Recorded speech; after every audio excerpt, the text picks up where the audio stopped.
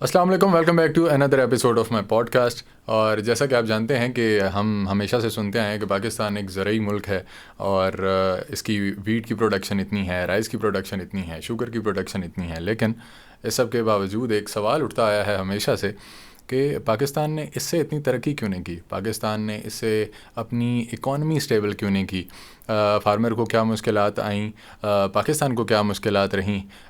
इस सब पे बात करने के लिए आज हमने बुलाया है सर साकिब नवीद को, जो कि साइंटिफिक ऑफिसर हैं at Barani agriculture research institute Chakwal. उनसे बात करेंगे। Sir, thank you for being part of the show. Welcome Anees, और बहुत शुक्रिया आपने मुझे बुलाया। तो ये बड़ा हॉट टॉपिक है पाकिस्तान का और बहुत ज़रूरी टॉपिक है जिसको एड्रेस करना और जिस पे तवज्जो देना हुकूमत के लिए भी, किसानों के लिए भी, और बल्कि मैं समझता हूँ पाकिस्तान की हर आवाम के लिए ये बहुत ज़रूरी है। सर, जैसे कि अभी थोड़ी देर पहले आपने कहा कि आपने फार्मिंग या एग्रीकल्चर जो बाय चॉइस चूज़ की 8th क्लास से, तो ये तो एक तो ट्रेंड नहीं है ना। मैंने इससे पहले कभी सुना कि किसी ने बाय चॉइस जो है, लोग मेडिकल रखते हैं, बायो रख लेते हैं, कंप्यूटर रख लेते हैं, लेकिन ये कभी नहीं था। तो पहले ये बताइएगा कि आपकी स्कूलिंग कहाँ से शुरू हुई और ये ख्याल आपको कहाँ से आया, और यूनिवर्सिटी वगैरह की बेसिक एजुकेशन के बारे में आप कुछ बता दें। मैंने ये, आप जो हैरान हो रहे हैं बाई चॉइस, ये क्यों बाई चॉइस हैरान है? क्योंकि क्या पढ़े लिखे किसान नहीं हो सकते क्या? अच्छा, दूसरा ये है कि मेरी जो पैदाइश है वो एक डेंजरस सिटी में है। आजकल वो बड़ी डेंजरस सिटी है, मियाँ वाली। तो नो कमेंट्स, ठीक है। तो मियाँ वाली में मेरी पैदाइश है और मेरी इब्तदाई तालीम टिल एफएससी वो मियाँ वाली से ही है, ठीक है। और मियाँ वाली में एक गांव है जी, मोच के आगे खान मोहम्मद वाला। तो ये गांव है जी मेरा। वहाँ से हम आगे आए और फिर एफएससी के बाद ही मैंने 6th 7th और 8th, not 8th, 6th 7th और 8th हमारे स्कूल में 2 ऑप्शंस दी गई जी, ज़राअत पढ़नी है या कंप्यूटर पढ़ना है। एट दैट टाइम क्रेज, मैं थोड़ा सा बुढ़ा हूँ ना, मतलब 2002 3 4 की बात कर रहा हूँ, ठीक है। तो लगता जवान हूँ, वो तो फिर मेंटेनेंस होती है ना। तो 2002 3 4 में जनाब अल्हम्दुलिल्लाह बाई चॉइस मैंने एग्रीकल्चर पढ़ी, ठीक है जी, ज़राअत पढ़ी, उर्दू में हमारी किताब होती थी। और I know I was the only student in the school, बाकी मेरे सारे क्लास फेलोज पढ़ते थे कंप्यूटर की तरफ। उस टाइम कंप्यूटर का बड़ा क्रेज था, ठीक है, नया नया था पाकिस्तान में और ये वो ना। तो मैंने ना, मुझे गार्डनिंग से बड़ी पसंद थी। फिर एफएससी जब की मैंने प्री मेडिकल में पाकिस्तान उधर मियाँ वाली से ही, फिर मैं आया जी पीर मेर Ali Shah arid agriculture university Rawalpindi. वहाँ से मैंने 4 ईयर किया जी बीएससी एग्रीकल्चर। उसमें मैंने स्पेशलाइजेशन सेलेक्ट की प्लांट ब्रीडिंग एंड जेनेटिक्स, जिनका काम होता है new seeds banana, new hybrids banana and all that. उसके बाद मैंने एमफिल भी उधर ही से किया, हेरिड यूनिवर्सिटी से। और फिर वहाँ से मैंने पीएचडी शुरू की 2014 में। तो 2007 से 11 मेरी 4 ईयर ग्रेजुएशन थी, 11 से 13 मेरा एमफिल था, और 14 में मैंने फिर शुरू कर दी अपनी पीएचडी स्टडीज़, और 16 में सरकारी मुलाजिम बन गया। तो फिर पीएचडी को 5 सेमेस्टर बाद जो है ना वो छोड़ना पड़ गया। गवर्नमेंट जॉब शुरू की, ये वाली जिसमें मैं अभी काम कर रहा हूँ। और फिर उसके अलावा जो एग्रीकल्चर थी, जो एफएससी के बाद, ये भी बाई चॉइस थी। और ये बड़ी हैरानगी थी मेरी फैमिली के लिए। तो मुझे भी कहती थी अम्मी अब्बू की, ये तुम क्या पढ़ रहे हो, ये कौन सी फील्ड होती है, इसके लिए मतलब हमारे यहाँ नहीं, ज़राअत वास्ते पढ़ाई की लोड़ है, ठीक है ना। ये मिथ थी। लेकिन अभी आपको एक इंटरेस्टिंग फैक्ट बताता हूँ। मतलब अभी कुछ महीने पहले की बात है। तो हम 6 बहन भाई हैं। तो हम, और इंटरेस्टिंग है कि 6 की 6 की डिग्रियां मुख्तलिफ हैं। हमारी किसी भी 6 बहन भाइयों की जो ग्रेजुएशन या पोस्ट ग्रेजुएशन है ना, वो कॉमन नहीं है, सबकी डिफरेंट है। Like physics, environmental science, biochemistry, agriculture, education, computer science. अच्छा, अब ये डिफरेंट है। तो मेरी अम्मी ने कहा कि तुमने ना खुद अगर इतनी अच्छी थी तो बाकियों को भी कराते ना। So that is an award कि आपने घर के अंदर एटलीस्ट, वो कहते हैं चैरिटी बिगिंस एट होम, कि घर वाले इंप्रेस हो गए कि agriculture is not a bad subject to study. जैसा उन्होंने देखा, और फिर क्योंकि मैंने उनको जितने भी फार्म्स होते हैं मैं यूजुअली उनको विजिट करवाता हूँ, दिखाता हूँ, तो बड़ी खुश हुई कि यस, ये एक अच्छी है, ये सर्विस भी है और ये जॉब भी है। सर बिल्कुल स्टार्ट से शुरू करेंगे हम। एग्रीकल्चर ज़रूरी क्यों है हमारे मुल्क के लिए? Quite interesting. ये तो वैसे ही सवाल हुआ कि ऑक्सीजन क्यों ज़रूरी है, पानी क्यों ज़रूरी है, पानी के बगैर क्यों। तो बेसिकली एग्रीकल्चर है क्या? अच्छा, एग्रीकल्चर क्या है? आपका डायरेक्ट फूड सोर्स है, ये बिल्कुल समझ आता है जी। एग्रीकल्चर से गंदम आनी है, रोटी 3 टाइम खानी है, चावल आना है वो हमने खाना है, आपका ऑयल, कुकिंग ऑयल बनना है कनोला से वो आना है, कपड़ा जो पहनना है वो एग्रीकल्चर है। और एग्रीकल्चर को अगर ब्रॉडर करें तो लाइफ स्टॉक, दूध, अंडा।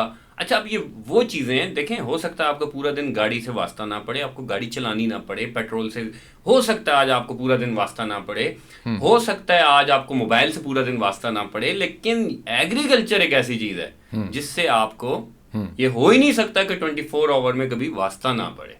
आप चाहे देहात में हैं, चाहे आप शहर में हैं, फूड इज देयर। आपने फूड खानी है, आपने पानी का इस्तेमाल भी करना है, पानी इससे लिंक हो जाता है। आपने जनाब इसके बगैर तो देखें आपका मुमकिन। अच्छा, अब ये आपने जो सवाल पूछा ना, ज़रूरी क्यों है, देखें ज़रूरी इस तरह है कि अगर कोई मुल्क बेशक जितनी गाड़ियां पैदा कर ले और उसमें बहुत तरक्की कर ले और गाड़ियां बना भी ले, वेपन्स भी बना ले और सारा कुछ कर ले, लेकिन अगर वो अपनी फूड नहीं बना रहा तो क्या हो सकता है? अगर आप, मैं हिस्ट्री का स्टूडेंट तो नहीं हूं, लेकिन अगर आप कोई जो लोग सुन रहे होंगे उनको पता होगा कि रशिया में एक वक्त ऐसा आया कि वहां कलाशनकोव सस्ती और ब्रेड महंगी थी। क्यों? क्योंकि पॉलिसी मैटर करती है। आपने अगर इस मुल्क से या कहीं भी दुनिया के किसी खित्ते से गुर्बत को खत्म करना है तो आप क्या करें? फूड को बल्क कर दें, सस्ता कर दें। आपका क्राइम रेट और प्रोबेबली पॉवर्टी का रेट खत्म हो जाना है, कम हो जाना है। अच्छा, आप मुझे बताएं, आज आप पॉडकास्ट करते रहते हैं, आप मीडिया से लिंक हैं, कितने लोग ये पिछले 6 महीनों में बाहर गए हैं? क्यों गए हैं? अपना पेट की खातिर ना। यहाँ पे उनकी रोटी पूरी नहीं हो रही। अब आप कहते हैं फिर एग्रीकल्चर क्यों जरूरी है? अगर उनको यहाँ पे सस्ती फूड मिल जाए ना, आप देखें ना, किसी भी बंदे को ये पता हो कि यार 3 टाइम का खाने की मुझे टेंशन ही नहीं है, अब मैंने जो कमाना है वो अपने लिवलीहुड आगे के लिए कमाना है ना, तो वो शायद पाकिस्तान में रह के भी कमा लेगा। ओवरसीज पाकिस्तानी अच्छे होते हैं, लेकिन उन माओ से, उन बहनों से, उन बच्चों से पूछें जो अपने 6-6 महीने बाद, साल बाद उनसे मिलते हैं और फिर पता चलता है कि वो कोई कश्ती में डूब गए जाते हुए, किसी की मतलब है कि डेड बॉडी आ रही है, कोई उधर अरेस्ट हो गया। अच्छा, वो भी वहाँ भी तो कई मतलब है अंगूर तोड़े होते हैं, कोई सर्विस कर रहे होते हैं।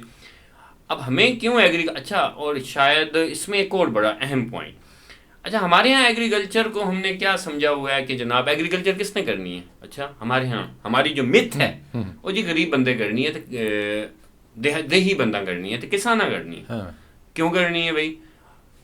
फूड तो आप सबने खानी है, तो आप इसलिए बैठे हैं कि आपने जनाब गंदम उगी उगाई को लेने, पाकिस्तान है नदी तो बाहर से ले लेनी, जबकि फिर आप कहते हो पाकिस्तान एक ज़री मुल्क है। और अगर पाकिस्तान ज़री मुल्क है तो फिर इसके जिम्मेदार तो सारे हुए। फिर आपकी सारी पॉलिसियां ऐसी होनी चाहिए that should start with the farmer, that should not start with the big stakeholders. हर वो पॉलिसी बननी चाहिए जो किसान के लिए हो, इस मुल्क के किसान को बेनिफिट दे।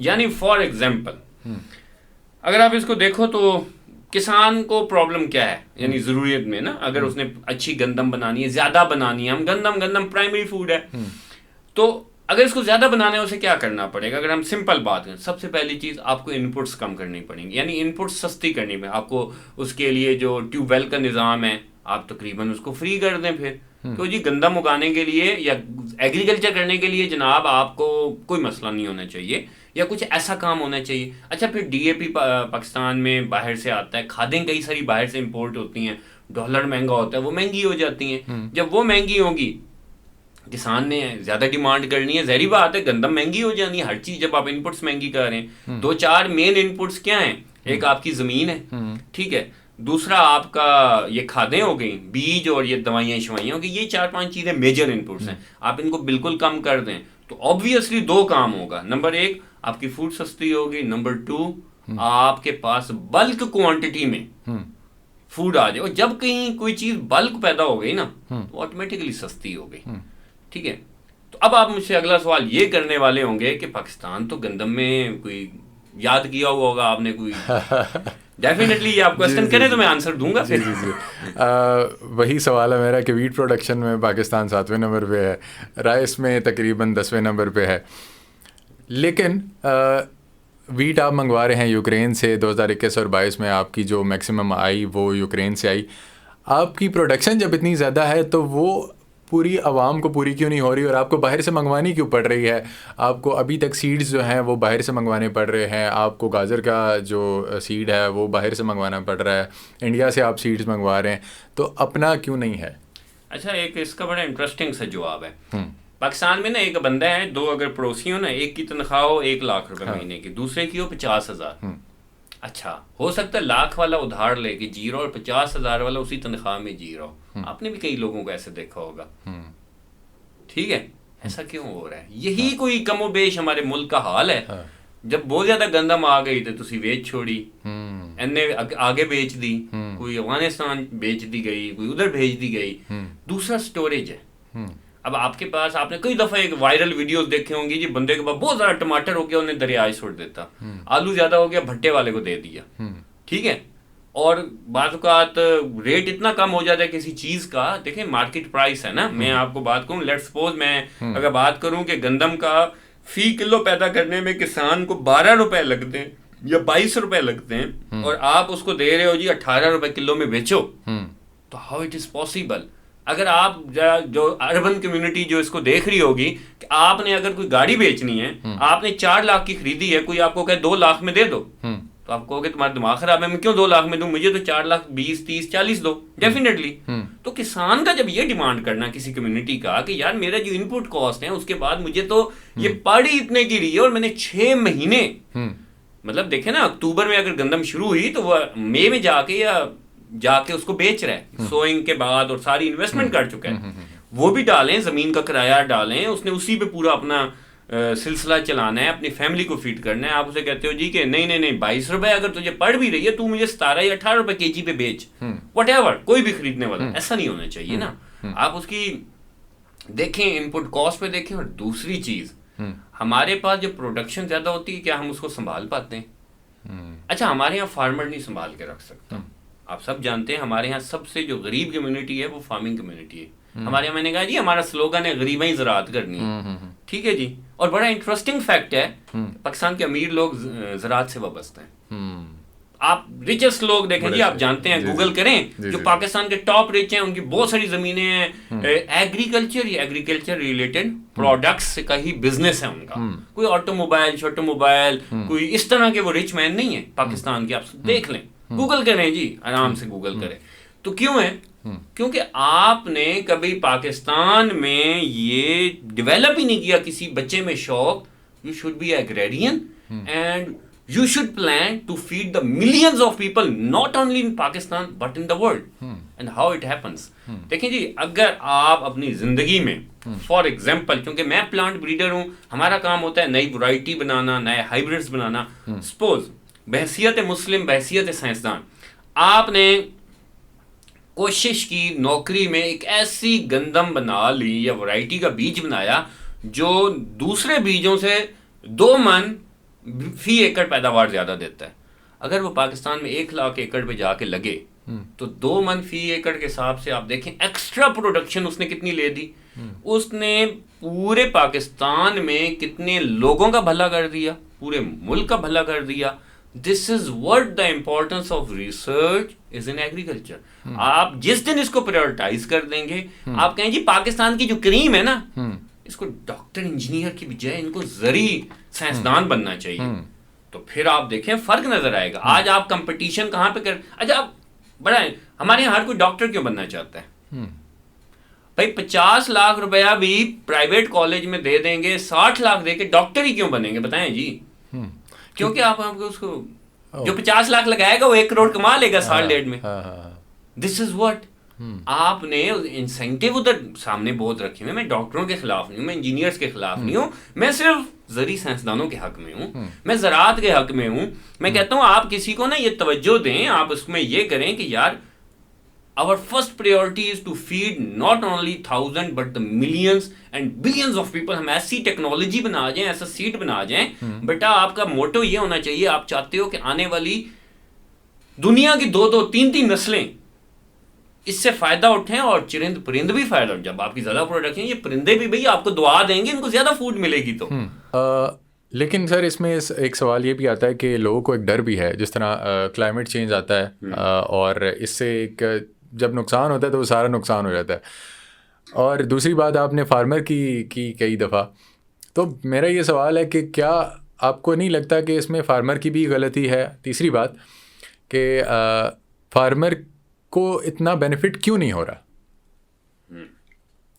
काफ़ी सारे सवाल हो गए, इतने तो इम्तिहान में भी नहीं आते यार. अच्छा, अब फार्मर की गलती, मेरे ख्याल में फार्मर की यही गलती है कि वो आज भी ज़मीन पे फार्मिंग कर रहा है. अगर वो उसे बेच देना और प्लॉटिंग में कन्वर्ट करा देना तो रियल एस्टेट में ज़्यादा पैसा मिल जाएगा उसको. और ये अनफॉर्चुनेट है, फिर तुम खाओगे कितों. और मैं इसलिए फार्मर्स के, मैं ये नहीं कहता सारे फार्मर्स सही हैं, सारे गलत हैं, सारे ये हैं, लेकिन मैं ये कहता हूँ कि हमारा जो सर्वाइवल है ना आने वाली नस्लों का, वो फार्मिंग पे है. दुनिया में किसी भी उसका, आप अगर किसी भी मुल्क की मिसाल देखेंगे तो किसी मुल्क ने ये नहीं कहा कि ज़राअत हमारी प्रायोरिटी नहीं है, कि हमने जनाब गंदम उगाना या मकई उगाना ये या कोई भी चीज़ उगाना हमारी प्रायोरिटी. हर कोई कहता है ये बहुत इंपॉर्टेंट चीज़ है जी, फंड्स इसमें ज़्यादा होने चाहिए. हमें फूड के लिए किसी के आगे हाथ न फैलाने पड़े, हम अपनी फूड खुद बना लें मैक्सिमम, या हम कोई फूड जो यहाँ उगती है वो ज़्यादा बनाओ, दूसरे मुल्क को वो दे के उससे कोई और ले लो. This is the other way. और एक और सवाल क्या था आपका कि फार्मर को मसला कहाँ से आ रहा है? जिस तरह हमने मिडल मैन से की बात की. जी मिडल मैन एक बहुत बड़ा मसला है जी. जब मिडल मैन कमा लेता है, मिडल मैन है क्या? जो लोग नए बैठे हैं, तो बड़ी आसान सी मिसाल है कि आपको ना, आप कंज्यूमर हैं, आप शहर में रहते हैं, आपको गंदम चाहिए, ठीक है जी, और मैं फार्मर हूँ, मैंने गंदम उगाई है. होना क्या चाहिए कि आप आएँ, आप मुझे सर्च करें और मुझसे गंदम ले लें. तो बड़ा आसान काम हो गया. ऐदे तो फिर किसी को नुकसान ही नहीं होया, ऐदे तो कोई किसी को प्रॉफिट ही नहीं होया, ऐसे डायरेक्ट फार्मर को फायदा हो गया. थोनू भी शय सस्ती लग गई बगैर मिलावट के. फार्मर ने तो से आपने डायरेक्ट जाके फार्म से ले ली, तो ब्रिलियंट. चलें अब हम रियल पाकिस्तान में आते हैं. अब क्या होता है, और ये फार्मर ने ना बड़ा खर्चा करके गंदम लगा ली है. अच्छा, लगा ली, अब क्या करेगा वो? उसके पास हमारे यहाँ मिडल मैन, आड़ती, ये जाएगा, उसे गंदम खरीद लेगा. अब वट एवर सरकारी रेट इस पे ना, उसने सारी गंदम उससे खरीद ली. हो सकता है उसको भी पेमेंट दे दे, बाद में दे दे. फार्मर का मसला क्या है? मैंने कहा ना, कई फार्मर आपकी गुर्बत लाइन की वो लकीर के करीब हैं, नीचे हैं, इधर हैं. अब जिसने खादें, दवाइयाँ ये लगाई हैं, उसने ना वो कई उधार पे लिए, पे बैक करने. अच्छा, और उसके बाद उसने उसी से अपना घर चलाना है. तो उसने तो उससे ना जिस कीमत पे वो खरीदता है उसको दे देगा. अच्छा, मंडी में दे दी, जिसमें दे दी. अब वो क्या करेगा, जो मिडल मैन, अब आपको चाहिए, अगर उसने मतलब 4,000 मन में खरीदा है, तो वो 4500, 4800 जहां भी कंज्यूमर का रेट मिला उसको देता जाएगा. अब जिसने 6 महीने मेहनत की, हो सकता है उसको 400 रुपए फी मन बचत हो रही है, और जिसने ये रख के महीना, 2 महीना, 3 महीने मेहनत की सिर्फ, उसको 800-1000 रुपए फी मन. अब वो 1000 मन 1 टन बेचता है, तो उसने इतना कमा लिया. अच्छा, इसका नुकसान सिर्फ फार्मर को नहीं हुआ, आपको भी हुआ. फार्मर ने तो आपको उसी कीमत के करीब तरीन देनी थी ना. अच्छा, इसमें हम सब लोग सोचते हैं, गवर्नमेंट भी इसको ट्राई कर रही है कि यार मिडल मैन खत्म हो. और गवर्नमेंट के भी कई ऐसी वो जो है ना, आप कह लें कि प्रोग्राम्स हुए हैं कि यार अब कई ऐप्स बनाई गई हैं कि आप डायरेक्ट खरीदें. एक है, मतलब अगर आप उसमें जाएं तो agriculture marketing information system, Punjab में मार्केटिंग का विंग है, प्राइस कंट्रोल एजेंसीज हैं. लेकिन मिन हैसुल कौम जो है ना, हम ये भूल गए हैं कि ज़ख़ीरा अंदोज़ी से हज़रत मोहम्मद सल्लल्लाहु अलैहि वसल्लम ने हमें सख्ती से मना किया है, लेकिन हमने करनी है, हमने उसे. और शायद एक और चीज़ हम फिर भूल जाएं. मैंने ना एक और चीज़ देखी है, शायद आप जानते हैं उशर क्या होता है? जो ज़कात से ज़्यादा होता है. आपने अपने माल को, फार्मिंग माल को पाक करना है तो उशर, आई गेस शायद मैं गलत प्रोनाउंस ना कर दूं, वो देना होता है. ये उशर ये होता है कि जनाब आपने अल्लाह की ज़मीन से ना, ज़मीन तो अल्लाह की है ना, वैसे हम मानते हैं, तो आपने ना गंदम उगाई है, बहुत सारी उगा ली, बल्क प्रोडक्शन आ गए। हमने अपने बुजुर्गों से सुना है वो करते क्या थे, उसका 10वां हिस्सा आपने खैरात करके आना है। और वो ये करते थे हमारे बुजुर्ग, हम सब के बुजुर्ग जो थे वो जरा दीन के और अल्लाह के ज्यादा करीब थे। वो 10वां हिस्सा पहले देते थे और फिर 9 हिस्से उसके, यानी 100 बोरियों में से 10 बोरी पहले सदका खैरात कर दी और कहते थे होने पाक हो गए, फिर घर लेके आते थे। तो दिस इज व्हाट, जरा आप कभी सर्वे कीजिएगा, यहाँ लोगों को उशर का मतलब पता है। यहाँ भाई फार्म हाउस बनाए जाते हैं अपनी उसके लिए। मेरे ख्याल में ये एक और हमारे मुल्क का अलमिया है कि हमारा किसान रो रहा होगा शायद, कई सारे। शायद ज़कात देख लें हमारे यहाँ, कौन, हम कहाँ निकालते हैं प्रॉपर ज़कात? जो निकालते हैं अल्लाह का शुक्र है उनके, मैं जो नहीं निकालते मैं जरा उनको अटेंशन कर रहा हूँ। मैं खुद एक गुनाहगार बंदा हूँ, तो मैं ये किसी को क्रिटिसाइज नहीं कर, मैं ये कह रहा हूँ देखिए जी हमारा, हमें सॉफ्टवेयर, हमें पूरा वो कोड ऑफ कंडक्ट लाइफ का दे दिया गया, हमें फार्मिंग का भी असूल दे दिए गए हैं कि अल्लाह ने कहा है ना कुरान में कि मैं उगाता हूँ, मैं खिलाता हूँ और तुम इसमें से ये दो। तो आप अल्लाह के साथ तिजारत तो करो, अल्लाह को कहो 10वां हिस्सा आपकी मैंने मखलूक को दे दिया है, तो फिर वो कम नहीं होगी, बरकत होगी। सर जितनी बातें हैं इसका एक ही पॉइंट है कि आपकी इकॉनमी जो है वो इससे बेहतर होगी, चाहे वो लोकल लेवल पे हो चाहे इंटरनेशनल लेवल पे हो, उससे आपकी इकॉनमी पे फ़र्क आएगा। लेकिन इकॉनमी को एग्रीकल्चर से मेंटेन कैसे किया जाए, क्योंकि आपका कंज्यूमर सिर्फ लोकल कंज्यूमर तो नहीं है, सिर्फ पाकिस्तानी कंज्यूमर तो नहीं है। आपने अगर बात की कि वो नस्लें जो है वो खाएंगी, तो वो नस्लें सिर्फ पाकिस्तान में तो नहीं खाएंगी, अगर आप एक्सपोर्ट करेंगे तब खाएंगे, तो दुनिया भी खाएगी। तो द थिंग इज़ कि इसको मेंटेन कैसे किया जाए। अच्छा, इसमें भी मैं तुम्हें एक अच्छी बात बताऊँ अनीस, आपको पता है कभी आपको इत्तेफाक हुआ ना, हमारे यहाँ ना एक और बड़ा मसला है, एक टर्म होती है ब्रांडिंग, पैकेजिंग, या आजकल की बड़ा आपने भी पहनी हुई है वो लिवाइस वाली टी शर्ट, मतलब ब्रांड कॉन्शियस पीपल हो ना इस्लामाबाद के, हमको ये ऐसी कोई लोगो शोगो लगे हुए ना, हम बड़े प्रॉब्लम है। अच्छा, पाकिस्तान ने इसमें बड़ा लैग करता है। मतलब आपसे अगर मैं पूछूं, बाहर जाओगे कहोगे हमारा किन्नू बेहतरीन है जी, सरगोदा का बहुत मजेदार है, हमारा आम बहुत अच्छा है जी, बहुत खास है, हमारा चावल बहुत टेस्टी होता है। जब आप जाओगे ना तो बड़े हैरान होगे कि जब इंडिया बेचता है ना अपना आम, तो उसको ज्यादा कीमत मिलती है, पर केजी कह लें या पर टन कह लें, यूएई में भी यहीं भी, और पाकिस्तानियों की आम को कम कीमत मिलती है। क्यों? ब्रांडिंग नहीं आती हमने अपनी ब्रांडिंग, मार्केटिंग हमारे यहाँ है ही नहीं इंटरनेशनल लेवल पे। हमारे यहाँ कई दफ़ा हमारी फूड सप्लाई जब जाती हैं बाहर से, और कई दफ़ा वो रिजेक्ट हो गई, वजह आपने वो लॉस नहीं फॉलो किया। फॉर एग्जांपल, वही मैंने कहा ना, आपकी जो कई ऐसी कम्युनिटी इसमें मौजूद है कि वो ना वो केमिकल भी स्प्रे करा देंगी आपकी फूड के ऊपर जो बैन हो दुनिया में। और एक होता है जी रेजिड्यू टेस्ट, जब आपकी फूड होती है ना वो उसके रेजिड्यू टेस्ट करते हैं। रेजिड्यू टेस्ट का मतलब है उस फूड के अंदर वो कोई हार्मफुल पेस्टिसाइड मौजूद तो नहीं है, उसका टेस्ट करते हैं। अब हमारे यहाँ कीड़ा वगैरह जो उस पर आता है बीमारी, हम हार्मफुल दवाइयाँ हमारे यहाँ कई लोग कर भी देते हैं, और ये भी वज़ीर आज़म पाकिस्तान का इनिशिएटिव था कि ये इस पे ना सख्त होना चाहिए, हमारे यहाँ ये जो दवाइयों का स्प्रे हो जाता है। तो अब जब आपकी जो लॉटें रिजेक्ट होके आएंगी, यानी आपका जो वर्किंग है वो सिर्फ फार्मिंग लेवल पे, देखें फार्मर ने खुद तो दवाई नहीं बनाई, फार्मर को किसी ने कहा इससे कीड़ा मर जाएगा, फार्मर ने अप्लाई कर दिया। मैं ये नहीं कहता उसमें सिर्फ उस डीलर, कुछ फार्मर को पता भी होता है कि यार ये चीज़ गलत है। जैसे जस्ट फॉर एक मैं आपको इंटरेस्टिंग बताऊं, मुझे इत्तेफाक हुआ सर्वे ऑफ ककम्बर का, खीरे का, पाकिस्तान में 2018 में मैंने बहुत सारा पाकिस्तान का, पंजाब का, बलूचिस्तान का एरिया विजिट किया। अच्छा, हमारे यहाँ जो टनल वाला खीरा लग रहा है उस पर इंटेंसिव स्प्रे होता है, इंटेंसिव मतलब आप हद से ऊपर, मतलब उस पर वो हर हफ्ते में ना कभी 2-2 स्प्रे भी कर देते हैं और नहला देते हैं उसको ना केमिकल से। अब सिंपल सी बात है, एक केमिकल जो कीड़े को मारता है वो हमारी स्किन के लिए क्या हार्मफुल नहीं होगा? भाईजान, कीड़े का जो सेल है उसका सेल और हमारा सेल एक जैसा है, जो उसके न्यूक्लियस को डैमेज करेगा हमें करेगा, आसान सी, जो उसकी आइज को डैमेज करेगा हमें भी कर देगा। ठीक है जी, ये तो बात कहूं। अब देखें, मैंने उस बंदे से एक सवाल किया कि यार तुम ये खाते हो? उसका जवाब पता है, कहता है कोई खाने वाली शय है। गोभी जो है ना हमारे यहाँ कुछ इलाकों में, अब आप जब गोभी लेने जाते हो फूल गोभी, तो आप कैसी गोभी को घर लेके आओगे, मतलब किस किस्म की होनी चाहिए उसमें, सफेद जो फूल सफेद हो, बिल्कुल चमकी हुई हो ना। जी जी जी जी बेटा, वो पेस्टिसाइड से चमकती है। हाँ, अब आप खुद देखो कि अगर एक आपकी चमकी हुई पड़ी है और उसके ऊपर कीड़ा भी नहीं खा रहा, उसको मक्खी उस पर बैठ नहीं रही, यानी मक्खी को पता है कि इसमें दवाई है, वो उसे नहीं खा रही, असी खानी है, ठीक है। अगर एक बैंगन में कीड़ा लगा हुआ है ना, तो उसमें एक चीज की तो गारंटी है कि उसमें हार्मफुल केमिकल, अल्लाह ने उनमें ज्यादा वो सेंस आप कह लें कि वो स्मेल की सेंस और वो ज्यादा रखी है इंसेक्ट्स में और इसमें, तो वो उसको सेंस करती है।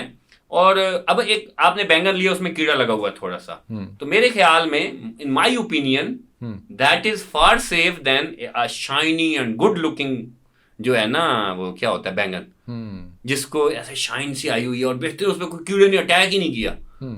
कीड़े ने तो करना ही करना है भाई। मेरे इधर इस्लामाबाद में जिस घर में लगा हुआ है अकेले 2 बैंगन के पौधे, उन पे भी कीड़ा लगा हुआ है, तो वो जो खेतों में लगेगा उसमें तो वो फौज होती है उनकी अटैक करने को। तो अब आप अगर कीड़े का जो प्रॉब्लम है कि कीड़ा जिस जगह उसने खाया, जो इस जगह अब वो निकाल के फेंक दे, तो वो जिस जगह जाएगा वो जगह खराब हो गया, वो निकाल के देख लें, तो देन इट इज सेफ। और अगर आप ऐसा खाते हैं, आंखें बंद कर लेते हैं कि यार बहुत बेहतरीन है, इस पे तो कीड़ा ही नहीं आया, इसका मतलब आपने वो हार्मफुल केमिकल्स खा लिए जो प्रेसिपिटेट्स हुए और होने नहीं चाहिए। फार्मर्स को भी इस बात का ख्याल रखना चाहिए कि यार मुझे अपने प्रॉफिट के लिए किसी की जान नहीं लेनी। ये जो एलर्जिक प्रॉब्लम, ये जो बहुत सारे हमारे यहाँ पेस्टिसाइड्स के हार्मफुल इफेक्ट्स देखेंगे, एलर्जी हो गई हमारे यहाँ, ये जो कोई डेफनेस की तरफ जा रहे हैं, बहुत सारे प्रॉब्लम, आई साइट का प्रॉब्लम, म्यूटेशंस वाले केमिकल, मतलब आपको इससे बचना चाहिए। और इसको बचने के लिए भी आप वो रिकमेंडेड डोजेज यूज करें। दुनिया में कई दवाइयां बैन है, पाकिस्तान में फिर भी ऑफ द रिकॉर्ड कोई ना कोई सेल कर देता है। इट शुड नेवर, बल्कि उनको सीधा, मतलब मैं कहता हूँ उनको सजाए मौत दो जिन्होंने बेची और जिन्होंने आगे वो अपने खेतों में अप्लाई की, और डायरेक्ट फूड पे। आप अगर जानवर को भी वो खिलाओगे ना, एक चारा है जी, हमने चारे पे कर दी, फॉडर जानते हैं ना जो जानवर का, आपने उस पे कर दी, अच्छा जी वो चारा जानवर खाता तो तुसी ओदा गोश्त खा लिया, तो दूध पी लिया, आ तो थोड़े को गया पोल्ट्री फीड में कोई चीज डाल दी, तो फिर भी तो आपके अंदर ही आनी है ना, नुकसान तो एंड यूजर तो हर चीज के हमें। तो फिर इसलिए ही आपका सवाल ही शुरू होता है एग्रीकल्चर क्यों जरूरी है, क्योंकि इसमें पढ़े लिखे जीनियस लोग और वो लोग हैं जो डिवोटेडली और आपके ना उसमें अटेंशन दें और उसको ना उठाएं, अपलिफ्ट करें। पाकिस्तान में प्रायोरिटाइज होना चाहिए कि हम प्राउडली जी, आपका मेरिट जो है ना वो एग्रीकल्चर का टॉप पे होना चाहिए, उनको आना चाहिए। और तब भी मेरे ख्याल में ना आप ग्रास रूट लेवल पे ना एक रेवोल्यूशन क्रिएट करेंगे, ना कि आप इस मुल्क में ना, मतलब हमारे यहाँ क्या है जी, ख्वाहिश है जी डॉक्टर बनना, CSP ऑफिसर बनना, ये बनना, ये वो लोग हैं जिन्होंने हमारी ज़राअत की प्रोडक्ट्स पे चलना है। अच्छा एक और है, हमने एक पीछे एक मतलब सेमिनार सिलसिला शुरू किया, ग्रो हेल्दी स्टे हेल्दी। अच्छा उसमें हम लोगों को ये बताते थे जे तुसी हेल्दी शै ला रही ना, तो definitely an apple a day keeps the doctor away, but N healthy Apple free of pesticide a day keeps the doctor away, not only the Apple. तो आप इसको मॉडिफाई कर, अगर आप अपने, अच्छा फॉर एग्जांपल पुदीना है आपका, धनिया है, मिर्चें हैं, टमाटर हैं, ये शायद आप डेली यूज करते हैं, कम अज कम आपके पास गमलों में ना ये घर में रोज अपनी लगी होनी चाहिए। एटलीस्ट अपने बच्चों को सेंस दें कि वो पौधों से प्यार करें, गार्डनिंग करें, उनको कहें जी सबसे फेवरेट हॉबी मोबाइल यूज करना नहीं है, पबजी नहीं है, ग्रोइंग द प्लांट्स। और अल्लाह ने जिस दिन आपसे पूछा, मैं मतलब शायद कोई मौलवी किसी को इतराज ना आ जाए, मतलब मेरे ख्याल में अल्लाह आपसे ये भी एहतसाब लेगा, आपने दुनिया में इतनी ऑक्सीजन खाई तो क्या ऑक्सीजन का सोर्स पैदा किया, मींस कितने ट्रीज लगाए हैं आपने। देखिए जी, आप 60 साल रहे और अगर आप उसे कैलकुलेट करें कि आप 60 साल अगर जिंदा रहे कोई बंदा, तो कितने टन्स में ऑक्सीजन को इनहेल कर चुका होगा, तो आपने कितना ऑक्सीजन का सोर्स पैदा किया, शायद अल्लाह पूछेगा जरूर, मेरे ख्याल में हिसाब में आएगा कि आपने सिर्फ काटा, आपने सिर्फ खाया, आपने दिया क्या वापस। सर सस्टेनेबिलिटी की ही बात की थी हमने, उसी पे एक फैक्टर तो आपने, कई फैक्टर आपने बता दिए, एक फैक्टर ये भी आता है कि जब आपका क्लाइमेट अफेक्ट होता है तो उससे ये होता है कि जैसे अब आप बाहर चीज़ एक एक्सपोर्ट कर रहे हैं, तो पहले उसकी कीमत थी 5 और अब हो गई 10। उन्होंने पूछा क्या क्यों हुआ है, तो आपने कहा जी बारिशें हो गई। तो क्लाइमेट चेंज पे जब आपका कंट्रोल तो नहीं है, लेकिन आप उसको मेंटेन तो कर सकते हैं। पॉलिसी मेकर्स की यहाँ पर क्या गलती है, और किसान क्या उसको सेंस है उतनी? क्योंकि आपने जैसे कहा कि एक पढ़ा लिखा इंसान जो है वो किसान नहीं बन रहा, और जो गरीब गुरबा हैं वही जो है, जो पढ़े लिखे नहीं है ज़्यादा, वो लोग जो है फार्मिंग कर रहे हैं। तो क्या ये फैक्टर इन्वॉल्व हो रहा है? देखें, इसमें ना ये जो क्लाइमेट चेंज है ना, ये ग्लोबल इशू है। एक मुल्क ने कुछ किया, काफ़ी सारे कंट्रीज भी अफेक्ट होंगे, और ये हर जगह होता है कि हमने ना क्लाइमेट चेंज की वजह से, जैसे अभी लास्ट ईयर गंदम सैलाब आया, बहुत सारे इलाकों में गंदम नहीं होगी, तो डेफिनेटली एक्सपेक्टेड शॉर्टेज थी, गवर्नमेंट ने उसकी कंपेन्स कर दी। अच्छा, इस तरह दुनिया में जैसे जंग हो रही है यूक्रेन रशिया की, तो वीट की शॉर्टेज ग्लोबली होनी है, क्योंकि वो बड़े सप्लायर हैं आपके वीट के। तो अब इसमें ना कुछ कंट्रीज करते हैं, क्रॉप इंश्योरेंस देते हैं फार्मिंग को। मतलब आपने प्रमोट करना है ना, तो आप या तो उसमें कोई लोग इन्वेस्टर आ जाएं फार्मर के साथ, ठीक है। बिजनेस यही होता है कि अगर इतनी प्रोडक्शन हो गई तो सस्टेनेबिलिटी आप कह रहे हो ना, कोई बंदा फार्मिंग क्यों छोड़ेगा? इसी वजह से ना कि जी कल तूफान आ गया, ये हो गया, तो आपने उसको इन्वेस्टमेंट साथ शेयर करानी है, आपने इंश्योरेंस करवानी है, आपने वो रिक्लेम करवाने हैं, या आपने एटलीस्ट, अगर इंश्योरेंस में कई होते हैं जी इंश्योरेंस नाजायज है, वो नहीं होनी चाहिए, तो फिर आपको ये करना चाहिए कि आपने उसके साथ क्या करना है कि जब किसी फार्मर का डैमेज हो ना, तो रियासत उसको जो है ना अच्छी तरह पे बैक कर दे। यानी पे बैक का मतलब ये है कि यार वो जो आपका एक अच्छा सा ट्रेंड फार्मर है, जो अच्छा सा काश्तकार है, वो डिसहर्ट ना हो, और वो नस्ल दर नस्ल उस पर डिपेंड करे, और वो एंथुजिस्टिक्स तरीके के साथ। और अल्हम्दुलिल्लाह हमारे जो फार्मर है ना, मतलब बाकायदा बाकी हमारे फार्मर फिर भी ज़राअत को नहीं छोड़ते, एज कम्पेयर टू, मैं समझूं कि हमारे कई नेबरिंग कंट्री में वो लोग जल्दी डिसहर्ट हो जाते हैं। मतलब अगर आप एक कभी गूगल पे गौर करें ना, तो ये जो सजाए जो खुदकुशी है ना किसानों की, तो पाकिस्तान में बहुत कम है रेशियो। अदर कंट्रीज में देखोगे तो वहाँ ज्यादा होगी। हमारे यहाँ या जो पुख्ता ईमान है ना लोगों का कि अल्लाह दे देगा, अल्लाह इधर से दे देगा, अल्लाह देने वाला है, और ये ईमान ने ना शायद आपकी फार्मिंग कम्युनिटी को ना सस्टेनेबल अभी किया हुआ है। इसको एक्सेलरेट तो डेफिनेटली पहिए लगाने पड़ेंगे, आपको सपोर्ट देनी पड़ेगी। सर, पाकिस्तान के बिगेस्ट स्टेक होल्डर्स जो है वो कौन है, और दूसरा ये है कि आप ये बताएं कि गवर्नमेंट इसको इंटरवीन करना चाहिए फार्मिंग में या नहीं करना चाहिए। ये सवाल मेरा इसलिए है क्योंकि देखें एग्रीकल्चर में अब अगर हम कोई बड़ा ब्रांड देखें, बड़ा नाम देखें, तो वो सिर्फ चावल का एक जो है वो लोगों के जहनों में आता है, आपको तो पता होगा। लेकिन जो आम आवाम है वो एक चावल की जो किस्में हैं उन्हें सिर्फ वही पता है, और बाकी जो चीज़ें हैं वो उनका इतना ब्रांडिंग नहीं है उसकी इतनी। क्यों? क्योंकि चावल में इंटरवेंशन इतनी नहीं है गवर्नमेंट की। तो क्या आपको लगता है कि गवर्नमेंट की इंटरवेंशन होनी चाहिए?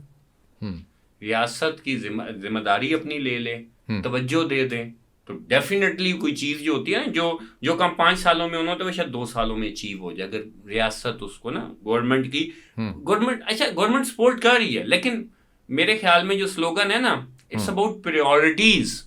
आपकी फर्स्ट प्रायोरिटी क्या है पाकिस्तान को खुशहाल करने के लिए, या उसका अब वो जो आप जो चावल का बात कर रहे हैं, प्रोबेबली आप ये कहना चाह रहे हैं कि ये जो हमने सुना है कि हमारे से चावल इंडिया खरीदता है और बाहर में अपने ब्रांड से बेचता है, उन्होंने अपने आप को आईटी में इसमें ब्रांडिंग में ना बहुत आगे कर लिया है। अब अगर आप उसमें मेड इन पाकिस्तान लिखते हैं तो अगले कहते हैं इसमें लेस प्राइस दो, लेकिन मेड इन इंडिया लिख दिया जब बेशक प्रोडक्ट आपकी हो तो आपको ज्यादा प्राइस मिल रही है।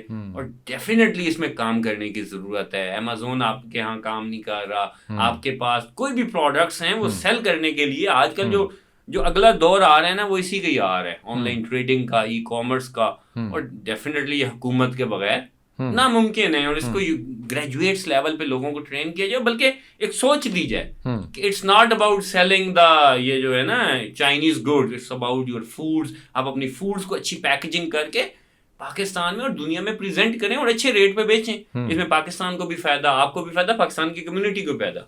हमारे यहाँ कई इंडिजिनस चीज़ें हैं जिनकी बड़ी मतलब वो ख़ास नोयत है। जब मैंने आपको बताया ना सिट्रस हमारा, और हमारा मैंगो हमारा यूके में भी मिलेगा, यूएसए में भी मिलेगा, बट एक अच्छे लेबल के साथ, अच्छी यहाँ पे जो ना वो जो SOPs के साथ उसकी पैकेजिंग की जाए, इंटरनेशनल स्टैंडर्ड को मेंटेन किया जाए, फिर तो डेफिनेटली जब आप बाहर बेच रहे हो, बाहर डिमांड होगी, तो वो जो ट्रेडर होगा ना, एक्सपोर्टर, वो फार्मर को कहेगा यूं यूं उगाओ, हम तुम्हें इन्वेस्ट करेंगे, हम तुमसे खरीदेंगे, अच्छे रेट पे खरीदेंगे।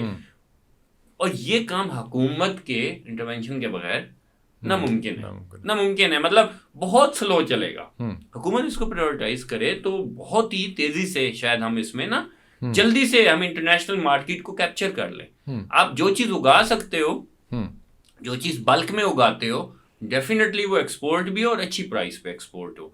यही एट द एंड पाकिस्तान को भी इसका फायदा है और फार्मिंग को भी इसका फायदा है। तो सर बेसिकली पॉलिसी मेकर्स को क्या आप एडवाइस करेंगे? देखिए, हम नहीं होते उनको एडवाइस करने वाले, हम तो उनको मुलाजिम है ना।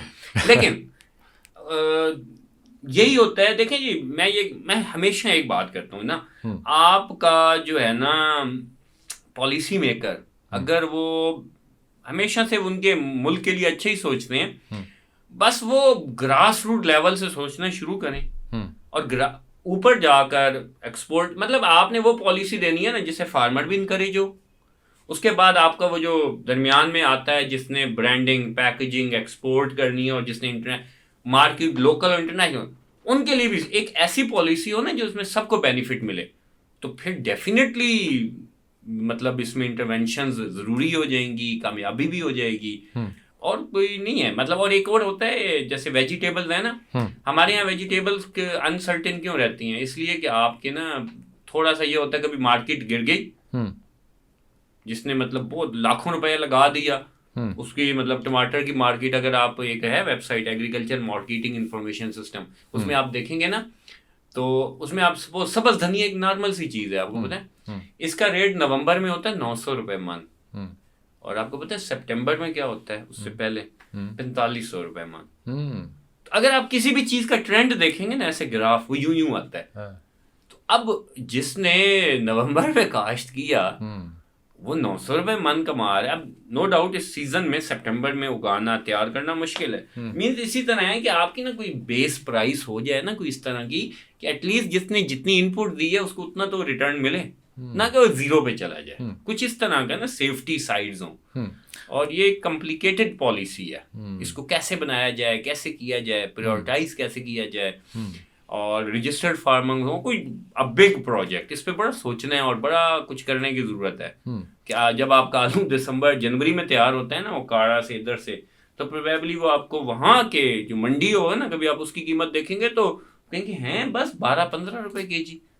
और वही आपका जब आप जरा गूगल करेंगे AMIS वेबसाइट और उसमें पोटैटो प्राइस ट्रेंड्स देखेंगे ना, तो वो देखेंगे जनवरी से ऊपर यूं जा रहा है। आज क्या है, जुलाई है ना, 22 जुलाई, तो आज मैंने 100 रुपीज केजी खरीदा है। यही आप जब दिसंबर जनवरी में जाएंगे तो कम हो जाएगा, लेकिन वही खाद की कीमत तो वही रहनी है।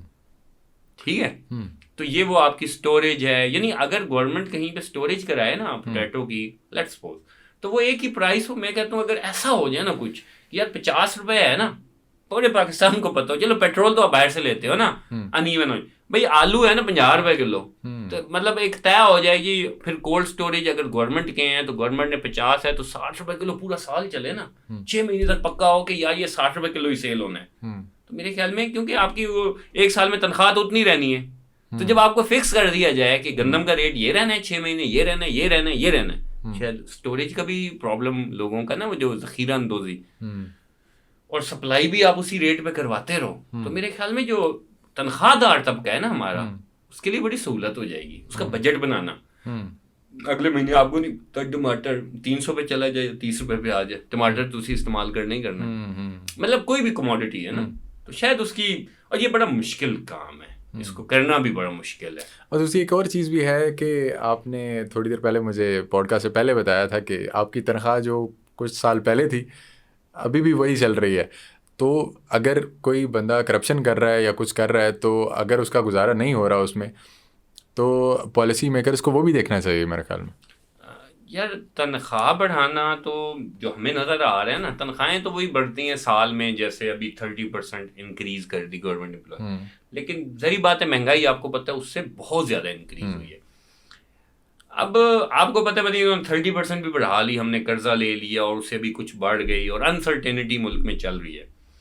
इसको गवर्नमेंट मतलब वो होता है ना कि हम अफसोस, या गवर्नमेंट हमें हमारे साथ अफसोस कर सकती है कि तनख्वाहदार तबका बेचारा पिस रहा है, लेकिन वो आपको पैसा नहीं दे सकती शायद इतना ज़्यादा, आपके एम्प्लॉयज़ ज़्यादा हैं, स्ट्राइक होते रहे। पर हम इसको ये कर सकते हैं कि आप लोगों के लिए ना फूड अवेलेबिलिटी सस्ती और आसान कर दें। आपकी मतलब हर चीज़, जैसे ना वो फूड का प्रॉब्लम ख़त्म हो जाए, भूख की वजह से कोई खुदकुशी ना हो, कोई अपने बच्चों को ना फेंके, कोई मतलब है उनको उनका गला ना घोंटे, इतनी बल्क कर दें, इतनी बल्क कर दें कि वो मतलब किसी को ये टेंशन ना हो कि अपने पड़ोसी को एक बोरी गंदम देनी है ना, यार वो भूखा है तो दे दो यार, इतनी सस्ती। एक तो दिल बड़ा होना चाहिए, अच्छा फिर भी ना महंगी और सस्ती और दिल होना चाहिए। जैसे हमें कहा गया नहीं आपका पड़ोसी भूखा है और आप फिर पेट भर के सो लो, तो हमारे रिश्तेदारों को मतलब एट द एंड शायद मुझे यही लगता है कि अशर ज़कात खैरात अपने पड़ोसियों के हकूक हम सिर्फ उस कोड ऑफ कंडक्ट को कर लेना, तो हमारे बहुत सारे मसाइल हल हो जाए। Sir thank you for being part of the show. Welcome. उम्मीद है आप सब ने बहुत कुछ सीखा होगा। जितने मैं सवाल कर सकता था उतने मैंने किए, जितना मैं कवर कर सकता था उतने किए। अपने रिव्यूज़ का इजहार कमेंट्स में ज़रूर कीजिएगा। मिलते हैं नेक्स्ट एपिसोड में। अल्लाह ने के बाद।